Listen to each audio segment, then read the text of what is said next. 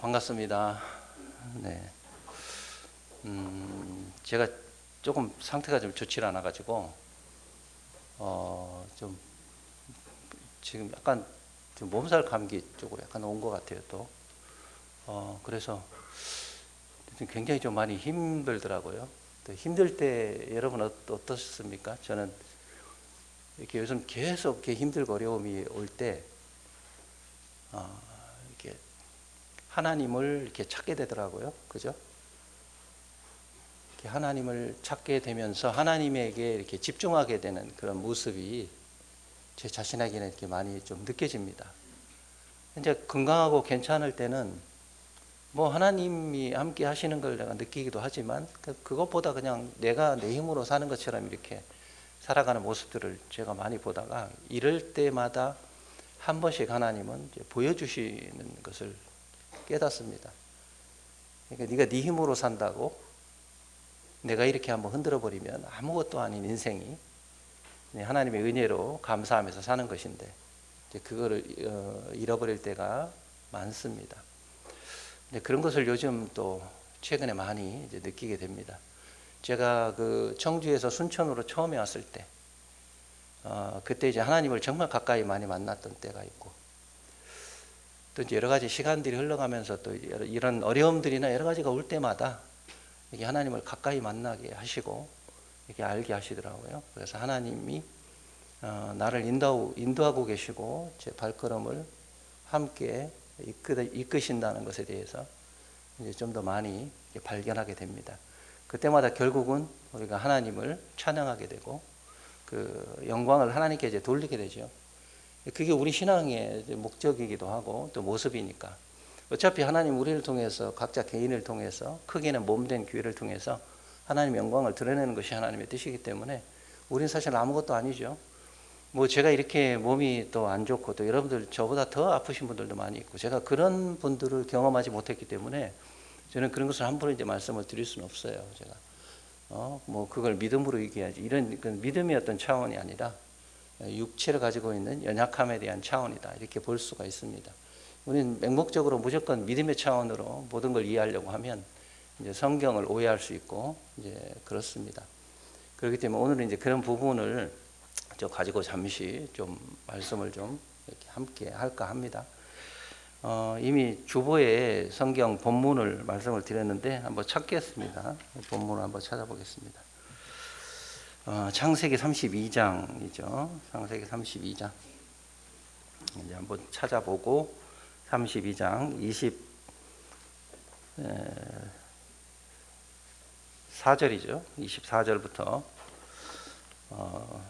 제가 조금 읽도록 하겠습니다. 페이지 50페이지입니다. 야곱은 홀로 남았더니 어떤 사람이 날이 새도록 야곱과 씨름하다가 25절입니다. 그 사람이 자기가 야곱을 이기지 못함을 보고 야곱의 환도뼈를 치매 야곱의 환도뼈가 그 사람과 씨름할 때에 위골되었더라. 그 사람이 가로되 날이 새려 하니 나로 가게 하라. 야곱이 가로되 당신이 내게 축복하지 아니하면 가게 하지 아니하겠나이다. 그 사람이 그에게 이르되 내 이름이 무엇이냐? 그가 가로되 야곱이니이다. 그 사람이 가로되 내 이름을 다시는 야곱이라 부를 것이 아니요 이스라엘이라 부를 것이니 이는 내가 하나님과 사람으로 더불어 겨루어 이기었음이니라. 야곱이 청하여 가로되 당신의 이름을 고하소서. 그 사람이 가로되 어찌 내 이름을 묻느냐 하고 거기서 야곱에게 축복한지라.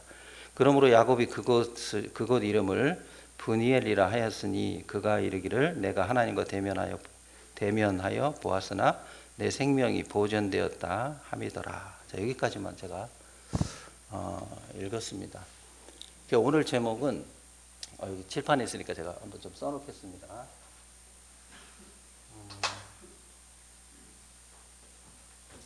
그 뒤에 계신 분들은 잘 아마 보이지 않을 수도 있는데 그래도 눈이 좋으시면 아마 다 보일 것 같아서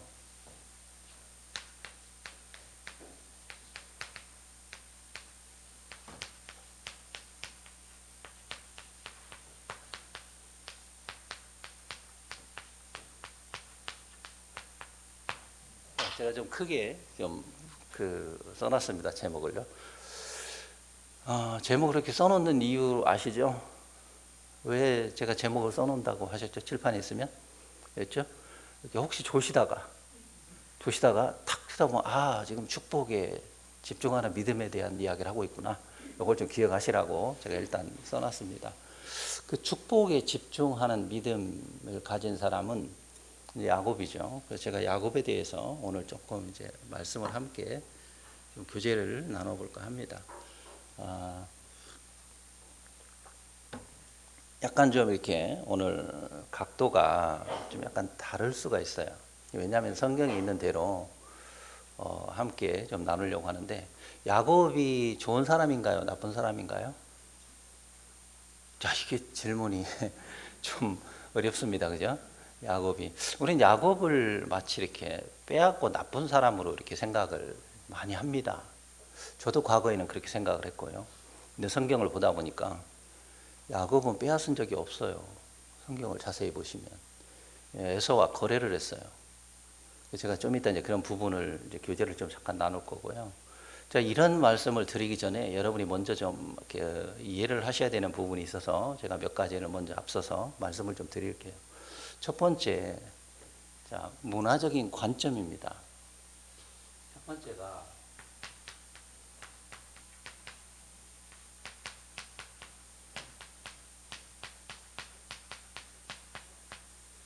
번째가 이제 문화적인 관점이에요. 은연중에 암암리에 우리 속에 배어 있는 한국의 문화를 가지고 성경을 접근하면 성경 이해가 안 돼요. 우리 문화의 관점은 버려야 돼요, 사실은. 우리 문화의 관점은 나도 모르게 우리 문화가 배어 있어요. 유교적인 문화라든지 윤리 도덕이라든지. 그래서 우리는 항상 외형적인 신앙의 모습을 보면 바르게 보여야 돼요. 겉으로 외형적으로 나타나는 그 모습은 항상 바르게 보여야 돼요. 실수하고 그렇지 못하면 뭔가 신앙이 잘못된 것으로 그렇게 생각할 수 있는 외형적인 모습들을 많이 보게 됩니다. 근데 우리는 성경에서 하나님 그렇게 말씀하지 아니하셨고, 성경은 외모로 취하지 않는다 이렇게 말했어요. 근데 우리는 너무 외모에 집중을 해요. 그래서 겉으로 드러나는 어떤 그런 모습들을 가지고 이해를 하면 안 됩니다. 이것은 유대인의 문화, 이스라엘의 문화를 우리가 알아서 그 이스라엘의 문화를 중심으로 성경을 이해해야만 이해할 수 있습니다. 예를 들면 씨 뿌리는 비유. 그러면 씨를 왜 이스라엘의 농사법을 우리가 제대로 알면 왜 씨 뿌리는 비유가 그렇게 되었는가? 어떤 건 돌밭에 떨어지기도 하고 가시떨기에 떨어지기도 하고, 그 다음에 뭐 길가에 떨어지기도 하고. 여러분, 씨를 뿌리는 사람이 길가에 뿌리는 사람이 있어요? 여러분 생각해 보세요. 씨를 뿌리는데 길가에 뿌립니까? 옛날에 우리나라의 과거의 역사를 보면 조선시대 이때는 직파법을 사용했어요. 그러니까 농사, 벼농사로 얘기하면 직파법이에요. 직파법은 뭐냐면 바구니에 씨앗을 담아서 뿌리는 겁니다. 뿌리니까 그 뿌렸을 때 잡초와 함께 자라니까 수확량이 너무 적어요. 그래서 개발한 게 우리나라의 경우는 이제 이양법이라고 하는 농경을 개발한 겁니다. 이건 우리나라입니다. 그런데 유대인의 경우는 고대 근동 그 시대에 초대 유대인들의 모습을 보면 그들은 씨를 계속 뿌렸어요. 이렇게 뿌렸는데 그게 왜 뿌려서 왜 돌밭에 떨어지고 가시떨기에 떨어지고, 이런 부분은 제가 시간이 혹시 오늘은 안 될 것 같고요. 그런 게 필요하면 함께 나누겠는데, 그러면 성경을 우리가 좀 더 가까이, 그러니까 하나님의 그런 말씀을 이해할 수가 있어요. 농경법이라든가, 그 다음에 형사취수법, 형수취수법이라고도 하고, 자기 형이 죽게 되면 동생이 형수와 들어가는 겁니다. 같이 방으로 합방을 하는 겁니다. 이런 것은 이스라엘만 가지고 있는 그런 특성입니다. 그리고 이스라엘에는 여러 가지 제도가 있어요. 뭐 고엘 제도라든지, 고엘 제도는 땅을 물어주는 제도입니다. 가장 가까운 친족이 땅을 물어주는 겁니다. 내가 땅을 다 잃어버리면. 그래서 그게 룻기에 나오는 내용이죠. 이런 내용들이 문화적인 접근으로 이해를 하지 못하면, 야, 저건 완전 콩가루네. 어떻게 형이 죽었는데 형수를 동생이 취할 수가 있겠어? 이렇게 이해를 자꾸 하게 되는 것이죠. 그래서 그 안에 우리 속에 들어있는 은연중에 스며 들어와 있는 우리의 한국의 문화, 우리나라의 문화를 가지고 접근하면 성경을 잘못 이해할 수 있는 겁니다. 그래서 그 생각을 버려야 되고 이런 것들이죠. 그래서 그런 문화적인 특성으로 접근을 잘 하셔야 됩니다. 제가 이 이야기를 말씀을 드린 이유는 이따 야곱에 대한 말씀을 드리려고 하는 겁니다.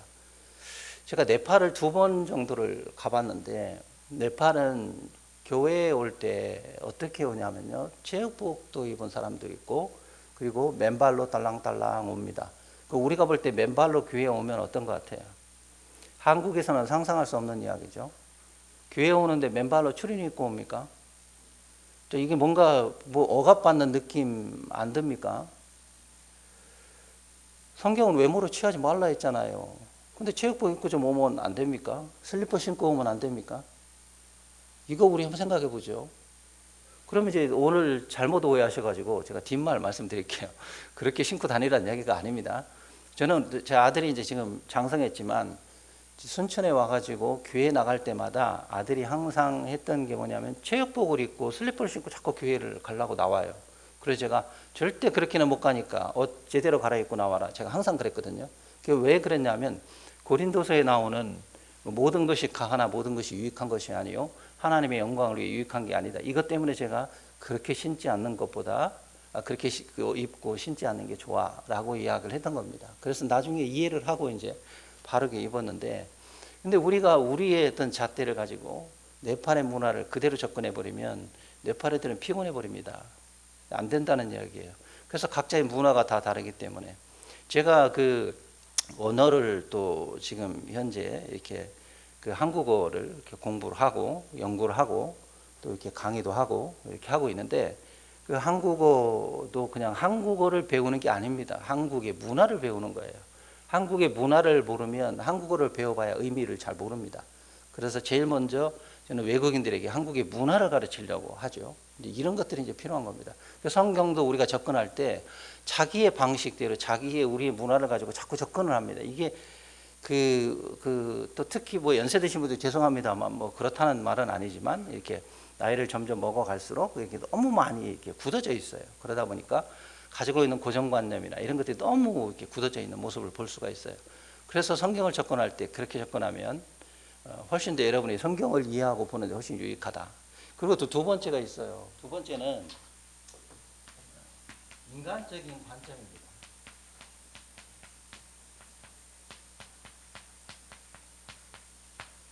인간적인 관점을 버려야 돼요.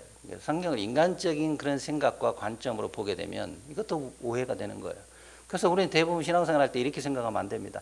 하나님이 좋아하실 거예요. 그는 자기가 좋아하는 거예요. 하나님 안 좋아하셔요. 그 성경에도 우리에게 늘 교훈한 말씀이 있죠. 사울 같은 경우도 뭐라고 말씀했습니까? 사울도 사무엘상 15장에 보시면 하나님이 아말렉 족속을 진멸하라라고 얘기했죠. 진멸하라고 얘기한 것은 그것은 하나님의 뜻이에요.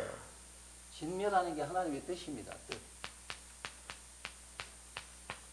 그런 말이 필요 없어요. 이건 하나님이 정해놓은 법입니다. 그런데 이제 여기에 인간적인 관점이 접근이 됩니다. 그래서 생각해봐라. 사울이 얼마나 자기가 하나님 앞에 진짜 좋은 걸 드리기 위해서 내가 좋은 것을 남겼다. 그래서 하나님께 드릴 거다라고 이야기를 했을 때 그 인간적인 접근으로 딱 생각하면 우리는 이렇게 생각할 수 있어요. 하나님 정말 너무하시다. 저렇게 어린아이까지 모든 걸 다 저렇게 죽일 수가 있겠냐. 이건 너무하신 하나님 아니야? 라고 이해하는 것입니다. 필요 없어요. 이들은 하나님이 아말렉이란 족속은 하나님으로부터 선택할 수 있는 기회가 있지만 그들은 하나님을 떠났고 하나님을 버렸어요. 그래서 그들은 하나님이 애초부터 내렸던 저주를 받는 민족이었어요. 그래서 하나님 그들은 진멸하라고 했던 하나님의 뜻인데 우리는 그 뜻을 순종하기보다는 자기 생각에 대한 부분으로 자꾸만 연결을 시키는 거예요. 그래서 참 너무하신 하나님이다. 이렇게 생각하는 거죠. 그렇게 접근해 버리면 이해가 안 되는 거예요. 이해가 안 됩니다. 그래서 사울도 마찬가지죠. 또 나답과 아비후 같은 사람이 있죠. 나답과 아비후도 어떻게 했습니까? 다른 부를 드렸어요. 그러니까 하나님이 원하는 것은 하나님이 가지고 있는 하나님께 드려야 되는 하나님이 정해놓은 그런 방법이 있고 법이 있어요. 근데 그것을 무시해버리고 다른 불을 드린 거예요. 이게 뭐 그렇게 나쁠까요? 이렇게 인간적으로 생각하면 접근하면 그렇게 되는 겁니다. 근데 성경은 아주 단순해요. 저도 지금까지 성경을 쭉 보다 보니까 하나님이 해라 그러면 뭐 하면 돼요? 하면 되는 거예요. 하나님이 하지 마라 그러면 뭐 하면 돼요? 안 하면 되는 거예요. 가인과 아벨이 제사를 똑같이 드렸잖아, 그죠? 하나는 농사를 지었고 그 다음에 아벨은 양피로 드렸습니다. 그럼 아벨의 제사를 하나님이 받아들였어요. 근데 가인의 제사는 안 받아들였어요. 저희들이 그 제자학교 하다가 아마 했던 말씀, 저도 기억이 나서 말씀드리는데, 그러면 가인이 어떻게 하면 돼요? 아벨은 미워하고 아벨을 죽일 게 아니라 가인은 어떻게 하면 되죠? 똑같이 제사 드리면 돼요. 아벨한테, 야 동생아, 양 한 마리 좀 주라. 내가 농사물 얼마 줄 테니까 나한테 줘. 아, 하나님이 그걸 좋아하는 거, 그게 하나님의 뜻이었구나 라고 생각하고 제사를 드리면 됩니다. 그런데 제사를 드리기보다는 기분이 나쁜 거예요. 그 신앙도 마찬가지더라고요. 인간적인 관점이 자꾸 들어가서 접근이 되면 그럼 뭐가 되냐면 시기가 나고 질투가 나는 거예요. 저 사람이 잘하는 것 같고 저 사람이 뭔가 잘 드리는 것 같고 라고 하는 것에 대해서 시기와 질투가 막 오는 겁니다. 그게 인간적인 접근이에요. 하나님의 뜻대로 하면 돼요. 저 사람은 하나님과의 관계 속에서 하나님의 온전한 뜻을 행하고 있는 거예요. 그런데 그것을 시기한다는 것은 말도 안 되는 이야기죠. 왜? 인간적인 마음에서 그런 거죠. 이런 접근이 되면 안 되는 거죠. 그래서 성경에 보면 이런 게 많습니다. 베레스 우사라고 여러분 아시죠? 사무엘상에 나오는 내용이죠. 베레스 우사도 나곤의 타작마당에서 하나님의 언약궤를 레위인들이 제 어깨에 메고 가야 되는데 어깨에 맨 게 아니라 수레에 싣고 가다가 나곤의 타작마당에서 덜컹하고 뛰니까 우사가 잡았습니다. 잡았는데 야 이거 너무한 거 아니야 인간적으로. 그러니까 성경은 인간적으로 접근하지 마셔야 돼요. 너무한 거 아니야? 얼마나 귀하게 여겨서 그걸 잡았는데 하나님이 그걸 죽여. 너무하신 하나님이야 라고 얘기하는데 이것은 하나님이 교훈하신 내용들이죠. 하나님이 인간적인 방법이 인간적인 여러분의 어떤 생각들이 하나님의 일들을 얼마나 제한하는가를 보여주는 내용들입니다. 하나님 그걸 싫어하셔요. 그러니까 우리는 가끔 그런 분들을 봐요. 이건 하나님의 뜻이 뭔지를 몰라요. 하나님의 뜻이 뭔지를 모르는 거. 자, 우리 하나님의 뜻이 뭔지 보여줬죠. 아말렉을 진멸하라고 했죠. 또 보여줬잖아요. 왜 남깁니까? 그리고 두 번째 뭐예요? 나곤의 타작마당에서 왜 수레에 싣고 갑니까? 하나님 말씀대로 언약궤를 어깨에 메고 가면 되잖아요. 그 세 번째는 뭐였어요? 좀 전에. 예? 왜 다른 불을 드립니까? 하나님의 불인데 다른 불을 들여놓고 왜 죽였다고 원망하느냐라고 하는 거죠. 이 신앙에 이런 것들이 굉장히 많아요. 그래서 하나님이 이걸 좋아하겠지 하나도 좋아하지 않아요. 하나님의 뜻대로 하나님의 방식대로 순종하고 갈 때 하나님 그걸 기뻐하는 거죠. 여러분 보세요. 아브라함 같은 사람이 있어요. 아브라함이 우리가 잘 아시는 것처럼 아브라함이 이삭을 드렸어요. 모리아산에서. 그죠? 아브라함이 이삭을 모리아산에서 드렸단 말이죠. 이삭을 드렸어요. 근데 이렇게 이제 인간적인 접근이 딱 들어가 버리면 이렇게 되는 거예요. 하나님이 아브라함에게 이삭을 바치라고 하니까 야, 이삭은 얼마나 마음이 아팠을까? 그것도 100세에 얻은 아들이잖아요. 그죠? 그러니까 너무너무 마음이 아픈 거예요. 아브라함이. 그래서 아마 밤새 잠도 못 잤을 것 같아. 내일 드리는 날 저녁이면은. 저도 과거에 그렇게도 생각을 해봤어요. 그런데 우리가 이제 가끔 전도사님이나 목사님들이나 누군가 설교 올라오시면 원어라고 하는 것을 가끔 읽는 그런 내용들을 여러분 보시죠. 그 원어라고 하는 것은 자기를 자랑하는 게 아니고 성경이 틀렸다는 이야기가 아닙니다. 성경을 조금 더 은혜롭게 확실하게 더 정확하게 알아서 은혜를 더하게 하는 게 원어입니다. 저는 그렇게 봅니다. 그래서 제가 전에도 말씀드린 것 같습니다만 제가 히브리어를 한 1년 정도 공부를 했는데 히브리어를 보면서 이제 히브리어 성경을 읽게 되니까 거기에 좀 더 정확하게 옛날에 그 히브리어를 이렇게 공부해가지고 야 이거 우리 개혁성경 틀렸다 해가지고 막 빡빡 지우고 거기다 히브리어로 막 이렇게 바꿔 쓰고 했던 그런 사람 말고요. 그런 의미 아니에요. 그건 너무나 잘못된 것이죠. 근데 은혜를 더하게 돼요. 어떤 거냐 하면 이런 거죠. 인간적인 접근이 들어가면 이제 야 아브라함이 너무 마음이 아팠겠어. 그런 생각 조금도 하지 마세요. 인간적인 관점입니다. 아브라함은 전혀 그런 사람이 아니에요. 여러분 아브라함을 가리켜서 우리가 뭐라고 얘기하죠? 믿음의 조상이죠. 왜 믿음의 조상일까요? 왜요? 왜 믿음의 조상이에요? 아브라함 우리가 대단한 믿음의 조상이라고 우리는 그에게 감히 범접할 수 없는 정도로 대단하신 아브라함인데 그럼 왜 믿음의 조상이라고 합니까? 그러니까 어떤 분은요 막 이제 큰 거를 막 생각하는 거예요. 큰 거를 막 큰 거 생각해 갖고 야 제가 어떤 교회 가서 이렇게 질문을 드렸더니 한 분이 이렇게 대답하시더라고요. 이삭을 드렸잖아요. 여러분 이삭을 드린 거, 여러분 이삭을 드렸기 때문에 하나님이 아브라함을 믿음의 조상으로 했겠을까요? 물론 그것도 굉장히 중요합니다. 하나님이 보시는 것은 믿음을 보는 거예요. 행위를 보는 게 아니고, 확실하게 믿으면 그 행위는 따라오는 거예요, 여러분. 그러니까 믿음은 제껴놓고 행위를 했으니까, 그러니까 사람들 자꾸만 인간적인 관점에서 행위에 대한 부분을 자꾸 이야기를 하는 거죠. 창세기 이렇게 나옵니다. 아브라함이 이삭을 바치고 나서 이제 딱 이렇게 오니까 올 때 이렇게 얘기했어요. 이제야 내가 네 믿음을 내가 알겠구나, 이렇게 얘기했는데, 거기다가 뭘 접근시켰냐면, 이제야 내가 알겠다. 이삭을 네가 드리는 그 모습을 보니까 네가 믿음이 있다는 걸 내가 알았다. 하나님이 이렇게 말씀하신 게 아니에요. 그래서 자꾸 오해를 하면 안 돼요. 그래서 그것을 행위로 막 우리가 생각을 해버리면, 그러면 우리의 삶은요, 뭘 드릴 거예요, 여러분요? 이삭과 같은 그런 엄청난 아들 들으시겠습니까? 하나님이 드리라고는 안 했죠. 근데 드릴 겁니까? 우리는 그런 큰 것들을 막 행위적인 것들로 나타날 때 그것을 막 믿음이 큰 것처럼 이렇게 생각을 합니다. 여러분, 인간적인 관점이 접근되면 이렇게 잘못될 수 있어요. 이게 뭐 꼭 잘못됐다기보다는 이렇게 오해할 수 있다는 얘기입니다. 창세기를 한번 잠깐 볼까요? 창세기 22장을 한번 보세요. 창세기 22장 앞으로 돌아가면 창세기 22장 5절을 한번 보겠습니다. 창세기 22장 5절입니다. 여기 보면 제가 읽어드릴게요. 앞에 내용을 생략을 하고 이제 드리러 갑니다. 5절을 읽겠습니다. 이에 아브라함이 사환에게 이르되 너희는 나귀와 함께 여기서 기다리라. 내가 아이와 함께 저기 가서 경배하고 너희에게로 뭐라고 되어 있습니까? 돌아오리라 하고. 그러니까 이게 나귀와 사환이 나오잖아요. 이게 나귀와 사환이 나오는데, 나귀와 사환은 하나님께 못 가요. 나귀와 사환이 나오는데, 나귀는 짐을 실는 거예요. 그리고 사환은 이제 심부름하는 사람이겠죠. 근데 이거는 못 가요. 하나님 앞에 가는데 너희는 여기까지에 더 이상 가면 안 돼 라고 얘기하는데, 아브라함이 뭐라고 했냐면, 아브라함이 내가 제사를 드리고 돌아오리라 이렇게 얘기했잖아요. 돌아오리라. 그러니까 이 내용을 원어로 우리가 이해를 못하면 아브라함은 정말 마음이 아팠겠다 이렇게 얘기하는 거죠. 아들을 드리라고 하는데 100세에 얻은 그거 하나님 참 너무하네.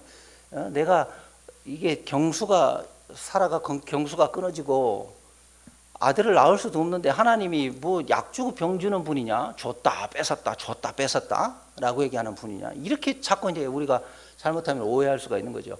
근데 이 돌아오리라는 이야기는 여러분, 아브라함이 어느 정도였냐면, 이걸 보면 우리가 정말 진짜 대단한 아브라함의 믿음을 다시 한번 확인할 수 있어요. 이 돌아오리라 이 말은요, 이 이스라엘의 히브리어는 이 돌아오리라가 이렇게 되어 있어요. 제가 좀 써볼게요, 그냥.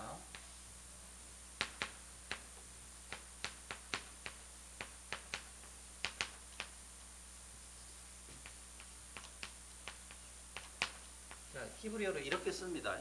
이렇게 씁니다. 제가 이걸 이제 뭐 여러분에게 나타내기보다는 한번 확인해 보시라고 말씀을 이렇게 제가 쓰는 겁니다. 이게 베나수바라는 뜻인데, 이 베나수바는 복수예요. 여러분, 원어에는 복수로 되어 있어요. 히브리인들이 기록한 원어에는 복수예요. 그러니까 내가 제사를 드리고 이삭과 함께 뭐 하겠다는 얘기입니까? 돌아오겠다는 얘기예요. 그러니까 나귀와 사환, 너희는 여기 있어. 이 짐을 가지고 하나님 앞에 나아가는 우리 신앙은 행위와 짐을 가지고 가는 게 아니에요. 뭘로 가느냐 하면 아브라함으로 가는 거예요. 아브라함은 뭐냐? 100% 하나님을 믿는 믿음이에요. 아브라함은 이렇게 되어 있어요. 이미 창세기 17장이나 15장에 보면 이미 하나님이 약속을 했어요. 네 씨를 통해서 열국의 네가 아비가 될 것이고, 네 씨를 통해서 아마 하나님의 영광과 하나님의 축복이 계속 일어날 거야. 그러니까 믿어라고 얘기했죠. 그래서 천사가 손을 잡고 나가서 무뼈를 보면서 저 무뼈를 세어봐. 네 자녀가 너를 통해서 네 씨를 통해서 이렇게 될 거야 라고 얘기했어요. 근데 하나님이 그렇게 얘기하신 하나님이 이제 또 빼앗아 갑니까? 믿음을 테스트하고 시험하니까 너 한번 드려라. 드리나 안 드리나 보자 라고 이야기를 하는 그런 차원이 아니라, 이 아브라함은요 걱정을 전혀 하지 않았어요. 이 내용을 보니까. 그래서 뒤에 창세기에 이렇게 나옵니다. 이삭이 짐을 지고 가면서 이게 나무를 지고 가면서 아버지 번제물 어디 있어요? 번제는 어디 있습니까? 라고 얘기하니까 그건 하나님이 준비할 거야. 걱정하지 마. 하나님이 다 준비하실 거니까. 그래서 여호와 이래요. 수양이 탁 나무에 걸려 있는 걸 하나님이 다 보내주셨잖아요. 그러니까 이제야 내가 행위로 네가 그렇게 이삭을 드리니까 참 너는 진짜 대단하다. 내가 믿음의 조상이다. 이렇게 얘기한 게 아니라 아브라함은 처음부터 믿은 거예요. 이게 이스라엘은요 복수를 써요. 복수를. 교사도 똑같이 우리는 교사 그럼 남자 여자 다 교사인데 이스라엘은 뭐라 이런 식으로 복수가 많아요. 그래서 그냥 단순하게 그냥 딱딱 그냥 끝난 게 아니라 복수를 쓰기 때문에 돌아오리라고 얘기한 거예요. 그래서 베나 수바인데 수바는 그냥 단수예요. 수바는 돌아온다. 나 혼자 올게 라고 얘기하는 거고 베나 수바는 함께 돌아오겠다라고 얘기한 거예요. 그냥 하나님 앞에 누구로 우리는 신앙을 나가야 되느냐. 인간적인 그런 관점으로 나가면 안 된다고요. 신앙이요. 하나님 아브라함을 통해서 나가는 거예요. 아브라함 믿음으로 나가는 거예요. 그래서 여러분 로마서 1장 17절에 뭐라고 되어 있어요? 다 함께 여러분 암송하시죠. 의인은 무엇으로 살아요? 의인은 믿음으로 말미암아 살리라. 맨날 우리는 암송하고 다 해놓고는 나중에 살아가는 삶을 보면 행위로 살아가는 거예요. 막. 행위가 믿음을 제껴놓고 행위가 나타나는 게 아니라 확실하고 분명한 믿음이 내 안에 딱 들어오면 그럼 행하면 자동으로 시스템으로 나오게 돼 있어요. 그래서 우리가 지난번에 여러분 말씀에 대해서도 제가 말씀드렸죠. 히브리어로 따발이라고 합니다. 따발, 그죠? 따바르라고 합니다. 따바르도 이렇게 쓰죠. 따바를 이렇게 씁니다. 그 따발이라는 이 의미 자체는 하나님의 말씀의 의미 자체는 거기에는 믿음과 일하심이 들어있다고 제가 분명히 말씀드렸어요. 몇 번 말씀드렸죠. 이건 하나님을 믿었을 때는 하나님이 일하신다. 말씀 속에는 하나님의 믿음과 일하심이 들어있어요. 그래서 하나님 말씀을 확 믿으면 말씀을 내가 순종하고 탁 믿어버리면 하나님 있는 믿음과 일하심이 있어요. 역사심이 있는 거예요. 말씀을 내 안에 아무리 들어봐도 우리가 제자학교에도 지금 1독 이미 끝났어요. 1독하고 지금 또 2독을 하고 있어요. 이게 제가 늘 말씀드립니다. 1독을 하고 2독을 하는 게 중요한 게 아니죠. 우리가 하긴 해도 얼마나 귀한 일이에요. 그렇지만 그게 아무리 내 속에 있어도 그게 믿음으로 오지 않으면 그 말씀 아무 의미 없어요. 그걸 하는 이유가 뭐냐면 그 속에 내 마음 속에 말씀이 걸러져요. 저도 한번 한 일독을 쭉 지난번에 한번 같이 해보니까 말씀이 새롭게 막 걸러지는 겁니다. 그 말씀이 새롭게 내 안에 들어와서 그 말씀이 내 안에 움직이니까 감사함이 막 넘치고 감사함이 없었던 내가 막 감사함이 넘치고 하나님을 찬양하게 되고 이런 모습으로 변화되는 게 말씀의 능력이고 힘인 거예요. 그 말씀을 아무리 가지고 있어도 그 말씀이 나에게 능력이 안 되고 힘이 안 되면 그 무슨 의미가 있는 거예요? 아무 의미가 없는 거잖아요. 우리가 여기에 오는 것도 누굴 만나러 와요? 저 만나러 오셨습니까? 하나님 만나러 오신 거잖아요. 그럼 하나님은 우리가 뭘로 만나 주십니까? 이 자리에요. 말씀으로 만나주고 있잖아요. 근데 그 말씀으로 만나주고 있는데 말씀이 내 안에서 움직이지 못하면 아무 의미가 없는 거예요. 그래서 신앙이라고 하는 것 자체가 하나님께 나아가는 것은 행위로 나아가는 게 아니라고 몇 번 말씀을 드립니다. 믿음으로 나아가는 거예요. 그래서 믿음의 시스템이 그런 거죠. 믿음이 되면 하나님의 일하심은 자동적으로 행함의 시스템이 나오는 거예요. 그래서 의인은 믿음으로 말미암아 살리라. 몇 번 우리가 반복해서 얘기하는 거죠. 그래서 이런 것들이 바로 인간적인 관점이 접근이 되면 이게 자꾸 성경이 오해되고 우리의 신앙도 자꾸만 오해를 해가지고 그냥 외형적으로 보이는 그런 모습이나 뭐 이런 것들을 위해서 막 나타내고 그게 안 되면 침체하고 주저앉고 어떤 경우는 막 잘 안 되니까 울고불고 아마 주님 오실 때까지 안 될 거예요. 이게 주님 오실 때까지 실패할 거예요. 내가 별로 아무런 문제가 없고 교회 잘 출석을 잘하고 기도 잘하시고 헌금도 잘하시고 성경도 잘 보는 것 같으니까 내가 잘하고 있습니까? 내가 그래도 좀 낫습니다. 이거 오해하지 마세요. 그건 기본으로 해야 될 일이지만 그게 신앙의 기준이 아니라고요. 그럼 자칫 잘못하면 자기도 모르는 사이에 우리 속에 교만이 딱 들어와 버리면 내가 신앙을 잘하는 걸로 생각을 해서 그래서 막 다른 사람도 판단이 되게 되고 막 그런 거예요. 그래서 너는 왜 그렇게 못하냐? 인간적인 관점으로 볼 때 사람들이 내 기준의 은연중에 그것이 들어와서 그것을 사람들을 보고 평가하게 되는 거예요. 내 자신이. 그러니까 성경은 인간적인 관점을 완전히 배제하지 않으면 안 되는 거예요. 말씀을 따라서 가는 것이죠. 그래서 오늘 축복에 집중하는 믿음. 축복은 여러분 누가 주는 거죠? 하나님이 주는 거잖아요. 축복은. 그래서 다른 말로 바꿔도 됩니다. 하나님에게 집중하는 믿음. 축복은 하나님이 주는 거거든요. 그리고 축복은 하나님이 주시는데 뭘로 주시는 거죠, 우리가? 하나님이 뭘로 주셔요? 이거 말씀으로 축복하시잖아요. 그래서 시편 133편에 이렇게 돼 있죠. 형제가 연합하여 동거함이 어찌 그리 선하고 아름다운 거. 뭐 보배로운 기름이 뭐 쭉쭉쭉 내려서 마지막에 내가 내게 복을 명하셨나니 곧 뭐라고요? 영생이로다. 이 축복은 뭐예요? 축복은 영생이에요. 영생. 축복은 영생입니다. 그래서 인간적인 관점, 또 문화적인 관점의 잘못된 관점, 이런 것들로 접근하게 되면 성경을 자꾸 오해를 하는 거예요. 하나님의 뜻을 모르고 자꾸 우리가 신앙생활하면서 자기 신앙, 자기 방법, 자기 방식대로 살아가려고 자꾸 하는 거예요. 그래서 그게 잘 안 되면 낙심하게 되고 실패하게 되고, 낙심하면 마음이 어때요? 누가 낙심을 주겠습니까?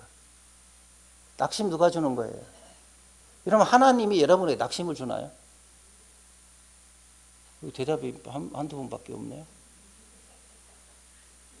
여러분 낙심 받을 때마다 이거 왜 하나님이 나한테 자꾸 낙심을 주시지? 물론 지금 현재 어려움이 있으니까 낙심을 주시고 하나님 왜 이렇게 하시지? 라고 얘기할 수도 있는 상황이 될 수도 있겠지만 하나님은 그런 분이 아니에요. 하나님 이런 환경과 이런 상황을 통해서 하나님께 집중하게 만드시더라고요. 하나님은 질투하시는 하나님으로 우리 각자 개인도 하나님을 사랑하시고 몸된 교회를 사랑하시고, 그래서 그 사랑하는 개인과 교회에 하나님 관심이 많으셔서 그래서 건드려 놓으십니다. 이렇게 잘못되면 하나씩 건드려 놓고 나에게 집중해야지. 주님 곧 오실까요? 안 오실까요? 오신다 우리 하잖아, 그죠? 그럼 오시는 그분이 누구예요? 우리 신랑이잖아요. 신랑이 신부가 자꾸 딴짓하고 다른 데 쳐다보면 기분 나쁘잖아요. 기분 나쁜 거예요. 제 자매를 다른 남자가 계속 쳐다보면 제가 어떨 것 같아요? 아니 어쨌거나 자매를 계속 다른 남자가 쳐다보면서 뭐 자꾸 눈웃음도 치고 막 이러면 제가 옆에 있는 제가 뭐라 그랬어요? 저거 죽을래? 아이고 잘됐어, 쾌지나 칭칭 나네, 그래 어떻게 한번 해봐, 이렇게 하는 사람이 있어요. 저는 굉장히 불쾌하더라고요. 아니 감히 내 자매를 건드려? 누가 눈짓을 하고 그래? 아무리 어떤 방법을 통해도 제 남편 입장에서는 그렇단 말이에요. 근데 만약에 좋다고 두면 그거는 문제가 있는 거잖아요. 그죠? 이게 우리 주님도 그런 거잖아요. 신랑 입장으로 신부가 자꾸 다른 걸 쳐다보면 그러면 신랑은 그걸 싫어하는 거예요. 그래서 하나님은 자꾸 간섭을 하시는 거예요. 여러분 그 신앙생활에 하나님이 간섭하시는 걸 느끼면 그건 정말 가장 큰 축복인 것 같아요. 저는 하나님이 지금 계속 간섭하시거든요. 간섭하셔서 제가 뭘 하게 하시냐, 하나님께 부르짖고 기도하게 하시더라고요. 그래서 저는 하나님께 기도합니다. 며칠 전에는 제가 아침에 딱 새벽에 4시나 이렇게 딱 잠이 깨서 일어나서 이렇게 딱 침상에 딱 앉아 있으면 이렇게 달빛이 이렇게 탁 내려오는데, 달빛이 쫙 내려오니까 진짜 눈물 나요. 하나님이 나에게 이렇게 빛을 쫙 주시는 그 모습이, 우리 하나님이 나에게 이렇게 관심이 있구나.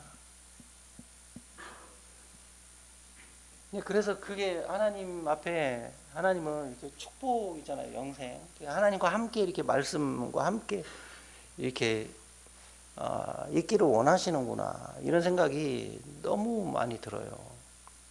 신앙이라는 것은 하나님이 항상 우리를 간섭하시는 걸 발견해야 되거든요. 저도 마찬가지고 여러분도 마찬가지인 거죠.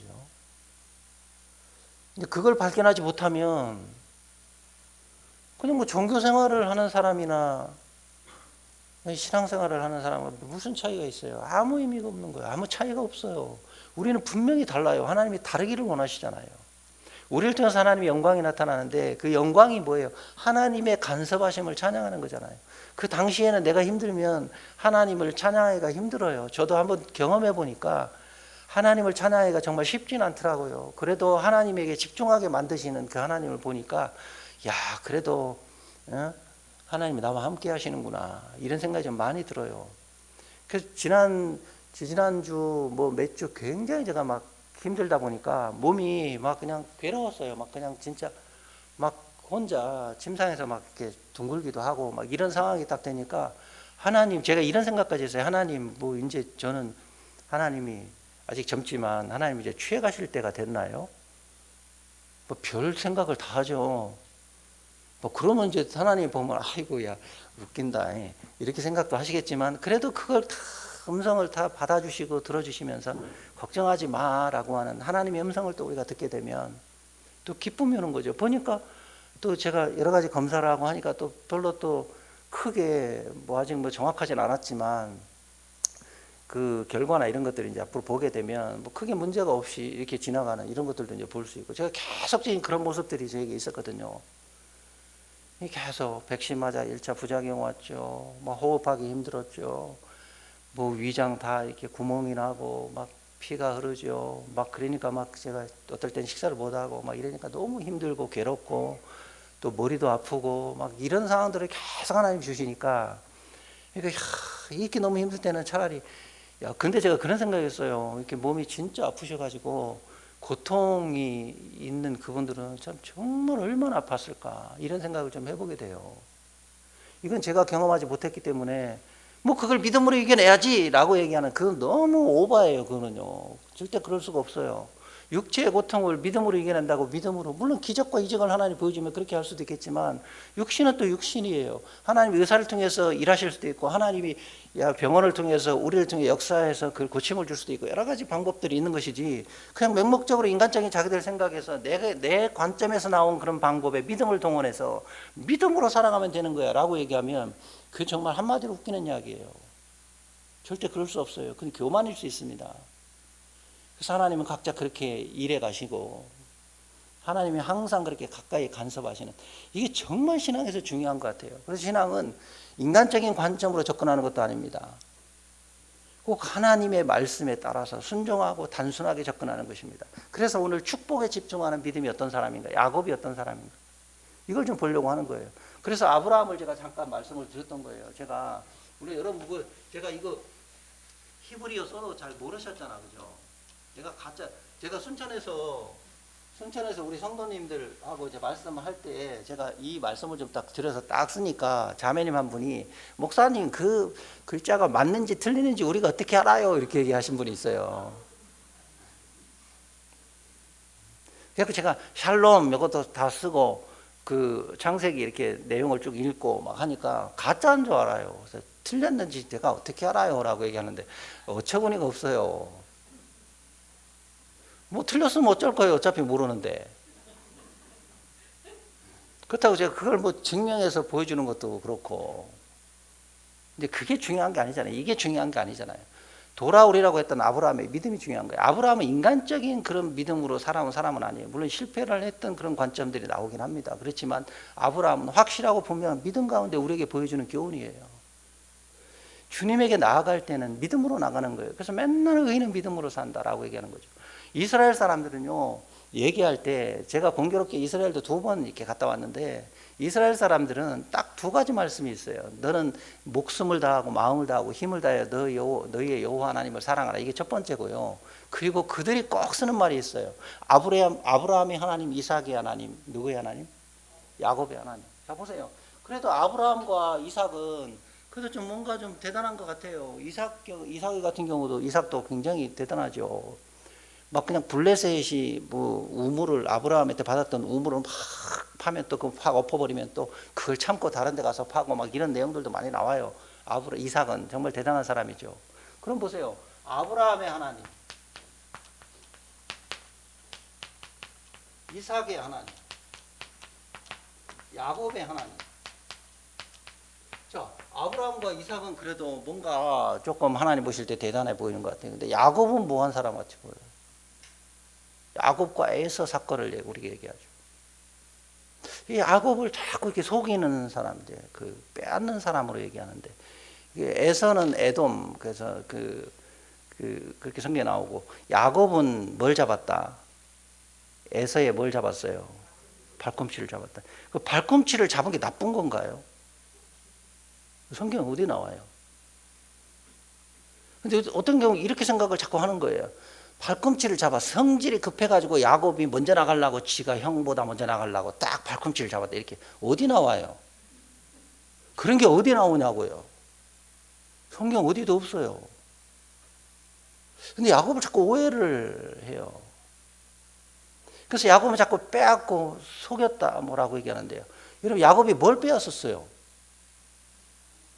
야 이제 제가 이렇게 좀 강하게 얘기하니까 이제 분위기가 좀 약간 쫙 가라앉는데 그죠? 야 내가 야곱은 빼앗고 막 저도 그렇게 알았고 그렇게 설교도 한 적이 있어요. 근데 야곱을 원어적으로 깊이 들어가 보니까 여러분 아브라함과 이삭은 대단하잖아요, 그죠? 근데 야곱은 뭐예요? 근데 왜 하나님이 아브라함의 하나님, 이삭의 하나님, 야곱의 하나님이라고 얘기합니까?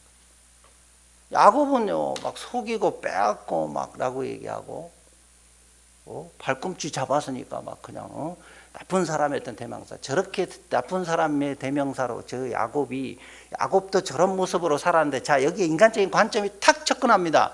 접근에 딱 들어가면 야 맞아 우리도 참 넘어지고 실패하고 막 이렇게 막 빼앗고 막 하는데 야곱도 저렇게 하나님의 축복을 받아서 일을 했어 역사하셨어라고 거기다 갖다 붙여버리면 문제가 생겨요.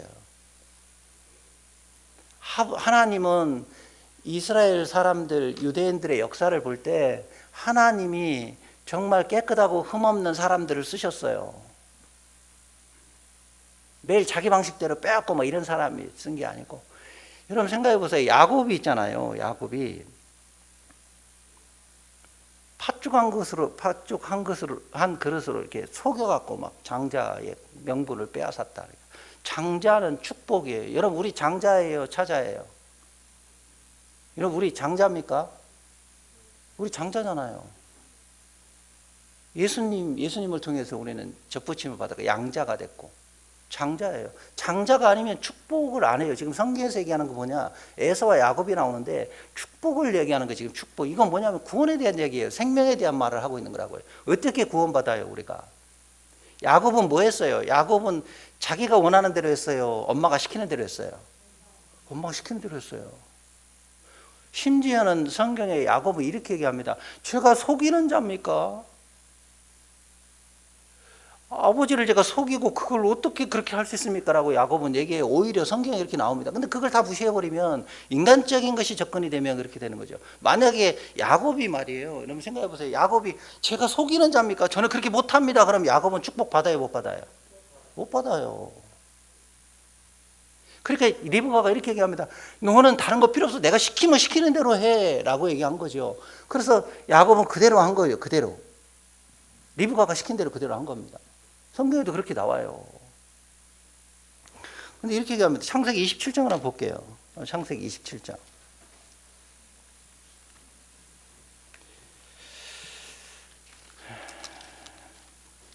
25장이네요. 25장. 27절입니다. 제가 읽어드릴게요. 창세기 25장 27절. 그 아이들이 장성함에 에서는 익숙한 사냥꾼인 거로 들 사람이 되고 야곱은 무슨 사람? 종용한 사람인 거로 장막에 거하니 이삭은 에서의 사냥한 고기를 좋아하므로 그를 사랑하고 리브가는 야곱을 사랑하였더라. 이렇게 돼 있죠. 자 여기 보니까 에서는 익숙한 사냥꾼인 거로 들 사람이 되고 야곱은 종용한 사람인 거로 장막에 거하니 라고 되어 있죠. 이 종용한 이 의미가 그냥 조용한 그러니까 이렇게 표현을 하죠. 여기다 써볼게요. 에서를 남성적인 막 들 사람이고 막 사냥을 좋아하고 하니까 막 남성적인 사람. 야곱은 장막에 거하고 종용한 그러니까 여성적인 사람. 이렇게 얘기하고요. 그 들 사람이 될 거예요. 야곱은 장막에 거하는 사람이고. 근데 좀 전에 읽었던 종용한 사람 야곱이다. 그러니까 그 종용한 그 의미가 여러분 장막에 있으니까 장막에서 잠만 자고 막 이런 게 아니에요. 원어를 보면 종용하다는 이야기가 이렇게 되어 있어요.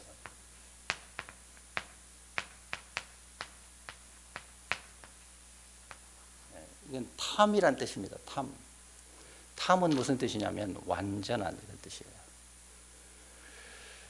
이 야곱이 뭐했냐? 장막에 앉아서 완전하게 하나님의 말씀을 배운 사람이에요. 여성적인 사람이 아니고. 이런 보세요. 우리가 한번 짚어볼까요? 들에서 막 사냥을 하고 에서가 돌아왔어요. 막 너무 죽겠어요. 힘들어요. 막 죽겠어요. 그러니까 야곱은 뭐에 집중하고 있는 사람이냐면 축복에 집중하고 있는 사람이죠.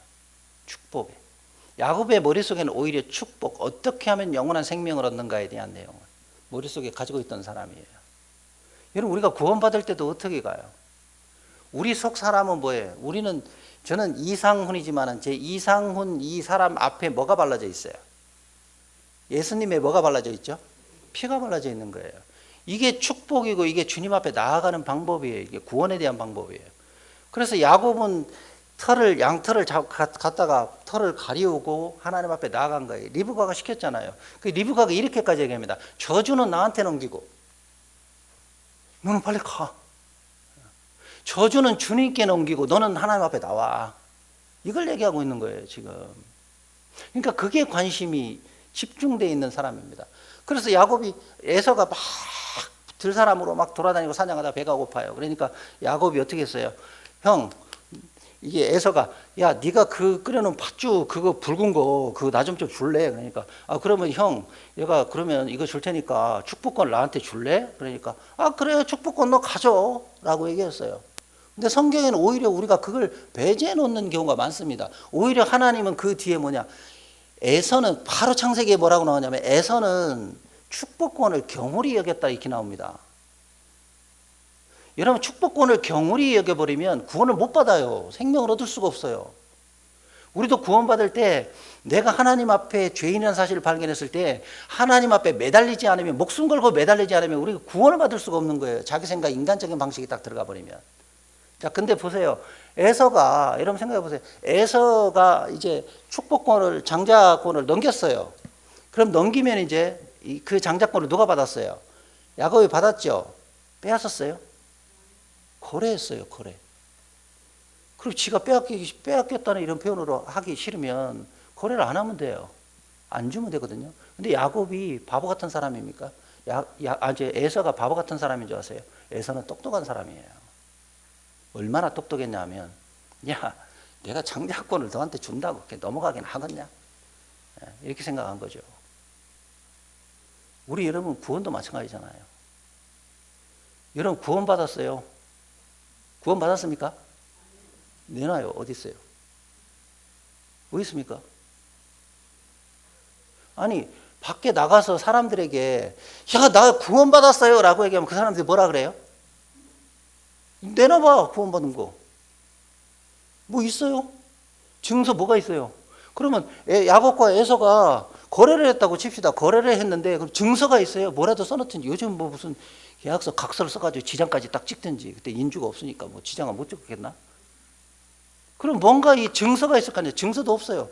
그럼 생각해 보세요. 야곱이 뭐 이렇게 복잡해요. 간단하면 되잖아요. 야곱이 아버지한테, 이상한테 가가지고 아버지, 좀 전에 말이죠, 형하고 나하고 거래를 했어요. 형이 장자권 나한테 줬어요. 그러니까 오늘부터 내가 형이고 에서는 동생입니다 라고 아버지한테 가서 얘기를 하면 어떻겠어요, 아버지가? 옳다구나. 이제 야곱 너한테 축복해 줄게. 이렇게 야곱이 이삭이 하던가요? 미쳤냐? 네가 그런다고 바뀌어? 여러분, 장자권 넘긴다고 바뀝니까? 저한테 남동생이 하나 있거든요. 야, 오늘부터 네가 형 해라. 내 동생 할게. 그런다고 그게 바뀝니까? 절대 안 바뀌어요. 형은 형이고 동생은 영원히 동생인 거죠. 안 바뀌는 거예요. 그런데 그렇게 했어요. 근데 증서도 없어요. 뭘 써놓은 게 없어요. 써놓은 게 없으니까 어떡합니까? 축복을 받아야 되겠고. 그렇죠? 누가 알아줬어요? 유일하게 아무것도 증서도 없지만 알아주신 분이 누구예요? 하나님이 알아줬어요. 이게 하나님의 뜻이었던 거예요. 네가 뭐 빼앗냐 안 빼앗냐 빼앗았냐 이 차원이 아니라 하나님의 뜻은 축복받는 게 하나님의 뜻이에요. 그 받기를 원하는 거예요, 하나님이. 오히려 성경에는 뭐라고 되어 있냐, 에서는 장자의 자기의 권리를 경홀히 여겼더라라고 얘기를 나오고요. 그 증거를 어떻게 할 수 있냐, 히브리서 12장 한번 보세요. 히브리서 12장 한번 보세요. 히브리서 12장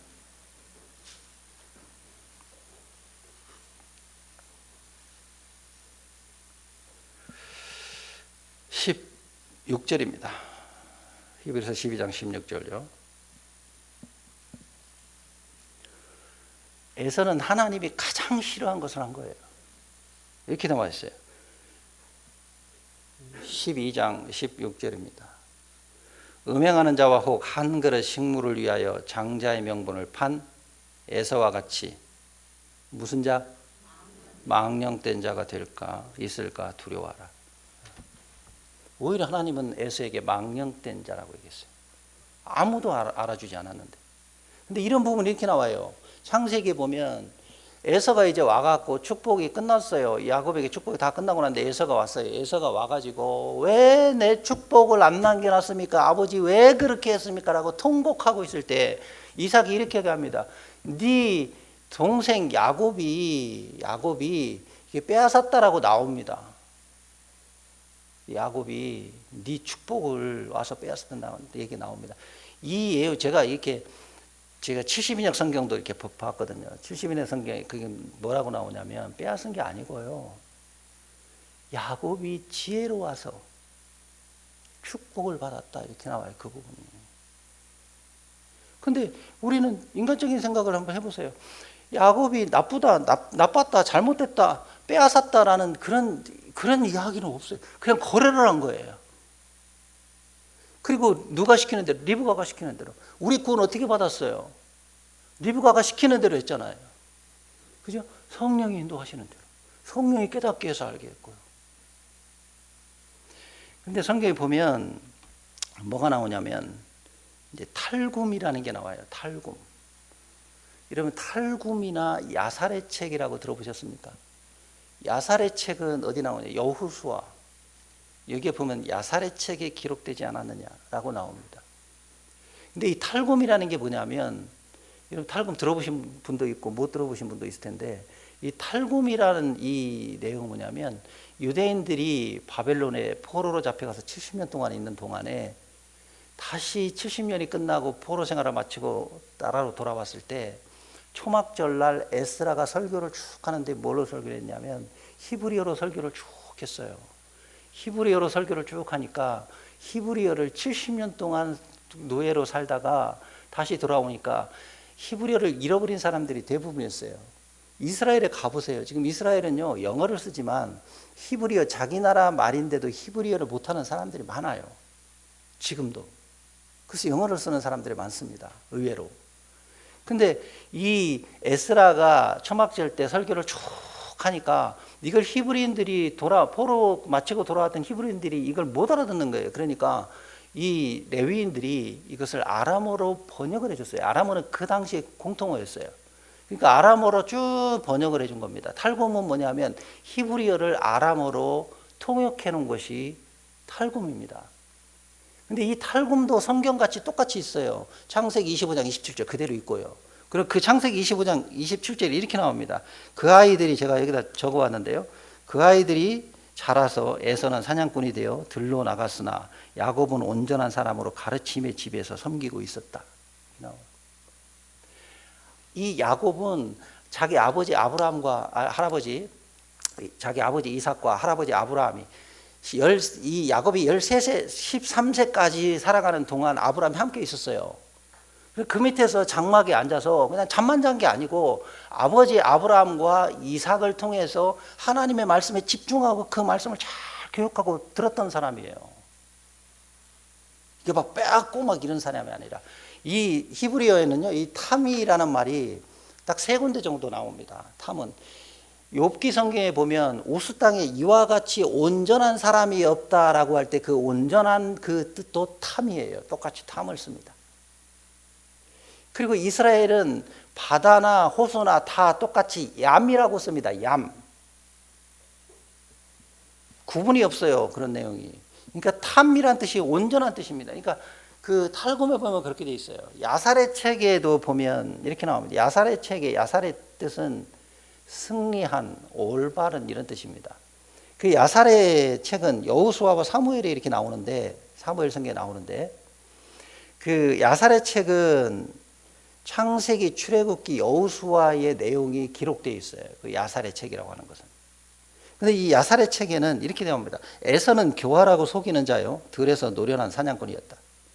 야곱은 온전하고 지혜로운 자로 장막 안에 거하며 양떼를 기르고 먹이고 주의 교훈과 부모님의 명령을 배웠던 사람이다. 이렇게 나옵니다. 근데 자꾸 인간적인 관점, 그래서 제가 시작할 때 인간적인 관점으로 접근해 버리면 이게 오해된다는 거죠. 그래서 하나님께서 아브라함의 하나님, 이삭의 하나님, 야곱의 하나님이라고 해도 아무런 거리낌이 없는 완전한 이스라엘의 그들이 보는 믿음의 조상이었다는 겁니다. 아니, 저도 성경을 보다 보니까 빼앗은 게 없어요. 한번 여쭤볼까요? 야곱이 빼앗았어요? 안 빼앗았어요? 빼앗았어요?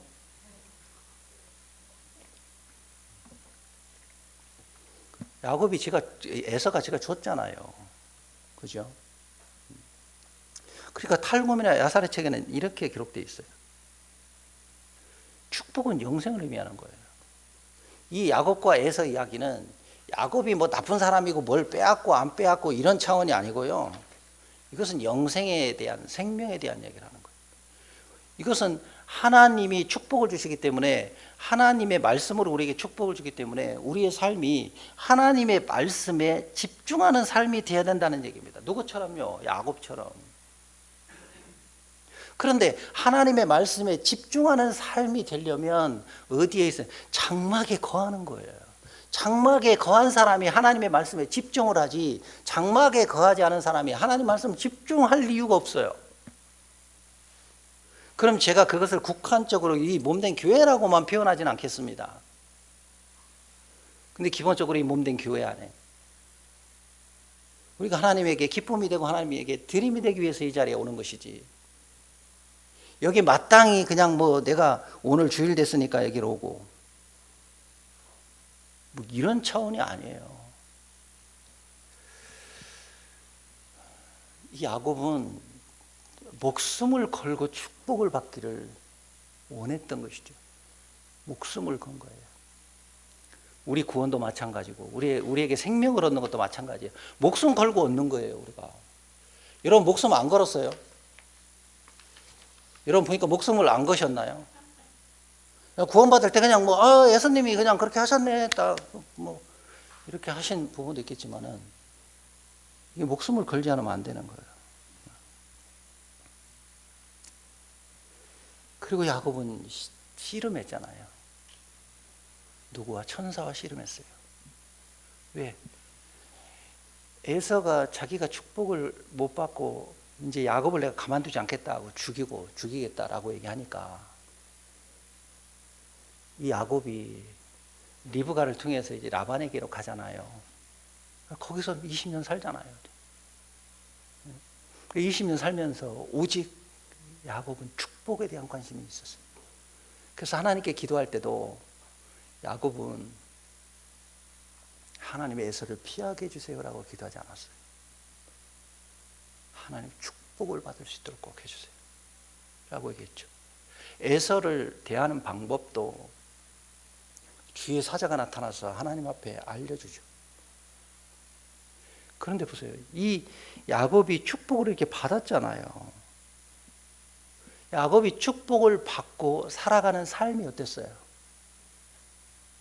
축복을 받은 이후에 살았던 야곱의 삶이 어땠어요? 파란만장했어요. 여러분 축복을 받으면 무조건 지금 다 좋을 것 같아요.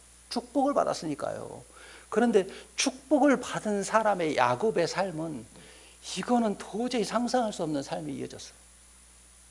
이 얘기는 무슨 말이냐면 우리 구원받고 축복받고 살아가는 그 삶이요, 여러분 순탄하게 모든 일이 다 일사천리로 잘 되는 삶이 되든가요?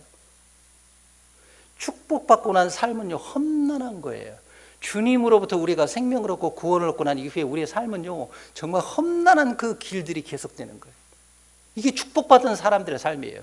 그러니까 그런 삶이 우리에게 주어지는 것은 하나님이 나를 힘들게 만드는 게 아니라 모든 주님 오시는 그때까지 하나님에게 집중하고 하나님의 생명에 대해서 하나님의 말씀에 대해서 계속 집중하게 만드는 거예요. 그래서 나를 통해서 하나님의 영광을 드러내는 그런 삶이 하나님이 원하는 삶이기 때문에 우리에게 그런 삶을 주는 거예요.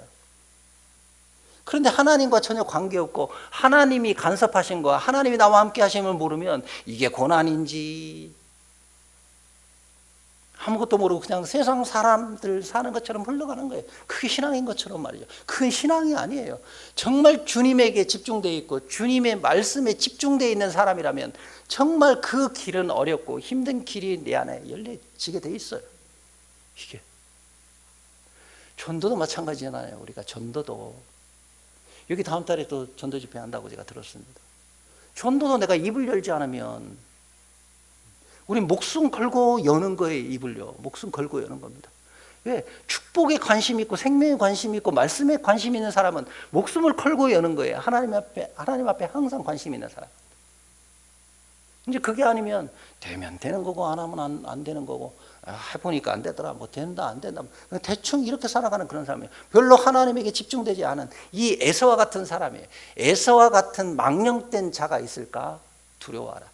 에서는 왜 망령됐습니까? 뭐 크게 잘못했습니까? 하나님의 뜻이 축복을 주는 것인데 그 축복을 포기해버렸잖아요. 자기가요. 자기가 축복을 포기해버렸고 그래놓고 야곱에게 왜 나쁜 놈이라고 얘기를 합니까? 자기가 버려놓고 말이죠. 근데 하나님도 그렇게 얘기했어요. 보니까 에서 네가 그랬는데 야곱이 진짜 나쁘네. 하나님 이렇게 한 번도 한 적이 없어요. 오히려 에서에게 성경에는요 경홀히 여겼다고 얘기하고 내가 네게 준 그런 축복의 장자권을 경홀히 여기고, 히브리서에 보니까 저런 망령된 행실을 했던 사람들, 하나님의 말씀에 관심이 없고 하나님의 말씀에 집중하지 않는 사람을 성경에서는 망령된 사람이다 이렇게 얘기하는 거예요. 그 얘기는 그는 하나님과 관계없이 사는 사람이 되는 것이죠. 교회는 몸된 교회는 오시긴 하지만 그래도 하나님과 별로 관심이 없고 하나님 글쎄요, 내가 우리가 하나님을 만나야 되는데 이렇게 몸된 교회에서 만나기도 하고 교제를 통해서 만나기도 하고 성령을 통해서 우리가 삶 속에서 만나기도 하고 환경을 통해서 만나기도 하고 가장 중요한 또 말씀을 통해서 우리가 하나님 만나기도 하는데 말씀 하루에 몇 번을 보는지는 모르겠습니다. 말씀만 보면 이렇게 졸린지. 예? 구구절절 하나님이 내게 하시는 말씀이 무엇인가를 성경은 말씀을 통해서 만나는 겁니다. 야곱과 같은 믿음으로 우리가 살아갈 때, 축복에 집중하는 믿음으로 우리가 살아갈 때 하나님이 나를 통해서 기뻐하시고 나를 통해서 일해 가시는 겁니다. 그래서 나에게 축복받은 사람의 삶을 우리에게 주님이 살기를 원하시는 건 뭐냐면 우리를 하나님이 기뻐하는 사람으로 훈련해 가는 거예요. 아침에 이렇게 또 앉아있는데 우리 회장님께서 오셔가지고 여러 가지 어려움에 대한 그런 부분을 또 이야기하시면서 하나님이 더 좋은 것들로 은혜로 축복을 하시기 위해서 이렇게 하시는 것이 아닌가, 이렇게 생각을 우리가 믿음으로 갑니다. 좋겠다. 갑자기 그 얘기를 딱 듣는데 또 힘이 딱 나더라고요. 그러니까 저에게 힘이 되잖아요. 여기 와가지고는 막 안 좋으니까 막 헉헉거리고 막 어지럽기도 하고 막 헉헉거리는데 그 얘기를 딱 하니까 힘이 갑자기 확 그냥 이게 교통하십니다. 우리가 서로 몸된 교회 안에 교통할 때 힘이 되는 것이죠. 교통이 안 되면 어때요? 부부 간에든 자식 간에든 교통이 안 되면 가장 힘든 거예요. 저도 소통이 안 되고 교통이 안 되면 가장 힘든 거잖아요. 하나님과 우리 관계, 각자 개인이 하나님의 말씀과 하나님의 축복에 관심을 갖지 않으면 소통이 안 되는 거예요. 소통이 안 돼버리면 신앙이 힘든 거예요. 딱 두 가지예요. 힘들게 살아가는 사람이 있고 아니면 별로 아무 관심 없이 그냥 왔다 갔다 하는 신앙으로 사는 사람이 있을 것이고, 이게 딱 두 가지인 거예요. 그래서 오늘 제가 야곱을 통해서 축복에 집중하는 사람 야곱은 뭘 빼앗고 나쁜 사람이었던 그런 모습이 아니라 늘 장막 안에 거하면서 하나님의 말씀을 아브라함을 통해서 또 배웠고 또 이삭을 통해 배웠고 교훈받으면서 하나님의 말씀을 쫙 배웠던 야곱처럼 오직 생명에 집중하고 우리가 살아가는 삶이 이게 다가 아니잖아요. 생명에 집중하고 말씀에 집중하는 삶으로 우리가 살아갈 때 하나님은 가장 기쁨으로 우리에게 영광을 받으실 줄로 믿습니다. 기도하겠습니다.